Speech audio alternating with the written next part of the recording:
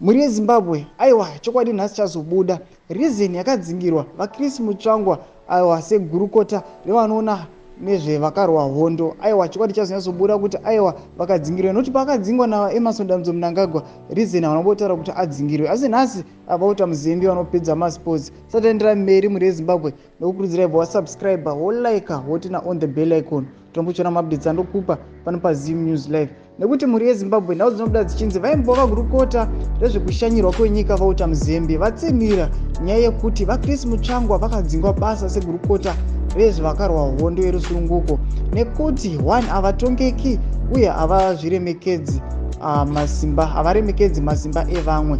Saka tichiendera mberi nenhau iyi iri kunzi mukupindura kudzingwa kwavaMutsvangwa vaMzembi vakati zvikonzero zvakawanda zviri kukanda pamusoro pekuti chii chingava chakakonzera kuti comrade Khris Mutsvangwa vadzingwe basa naPresident Mnangagwa. Ini ndinotaura zvangu maererano nezvakaita kuti adzingwe basa naMugabe muna 2016. Saka anoendera mberi achitaura achiti Khris haatongeki uye haazvise pasi pechiremera chechero munhu ndoda kuunganidzwa kwekabineti naPresident. Iye murume anonyatsoziva mazwi mazhinji asingazive nguva yekunyarara.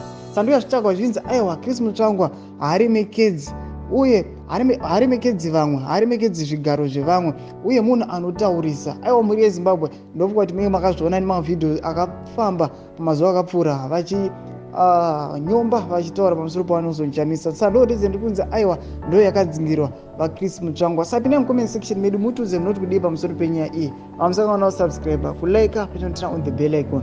Tombochona maupdates andokupa pano paZim News Live.